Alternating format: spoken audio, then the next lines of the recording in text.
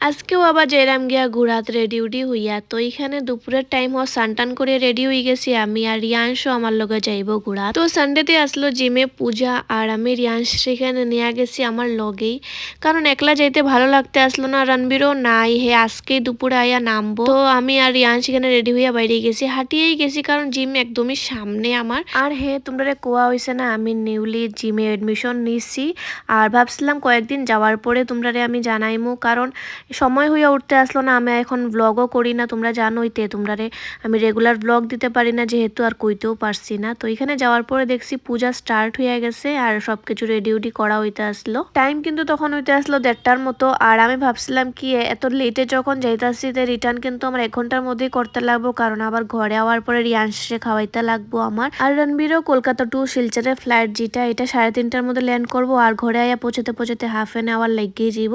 তো আমি ভাবছি এর আগে আমি ঘরে পৌঁছাই যাই। আজকে দিনটা কিন্তু আমার অনেক ব্যস্ততার মধ্যে দিয়ে যাইব, যেহেতু সানডে আসলো, ঘরে অনেক কাম আসলো। তারপর ডিউটি করে রিয়াংশের ওইখানে নিয়ে আইসি পূজাতে। তারপর ঘরে গিয়া আবার রণবীর আইব, তারে একটু খাওয়া দাওয়া দেওয়ার পর আমরা আবার বাইরে যেতে লাগবো, কারণ আমরা রাত্রে এক জায়গায় ইনভাইট আছে, এখানে লিয়ে গিফট নিমু। তো জিমেরই একজন দাদারে কইলাম, দাদা আমার একটু ঘরে ছাইরা দো তাড়াতাড়ি, কারণ রিয়াংশ এখানে একটু দুষ্টামি করতে আসলাম, ভাবলাম জায়গা তাড়াতাড়ি। তারপরে তো ঘরে যাওয়ার পরে হ্যাঁ ঘরে ঢুকানিটাই অনেক বড় একটা টাস্ক থাকে আমার লিগা। তারপর যেরকম কইরা হোক ঘরে ঢুকাইছি, কারণ হেরে খাওয়া দাওয়া করাইতে লাগবো। দুপুর তখন বাজে 3টার মতো। তো কোনো রকম ভাবে বুঝাইয়া ঘরের ভিতরে আনছি, আনার পরে এখানে ভাত নিয়েছিলাম, ডাল আর ভেন্ডি ভাজা আসলো আজকে রিয়াংশের লাঞ্চের মধ্যে।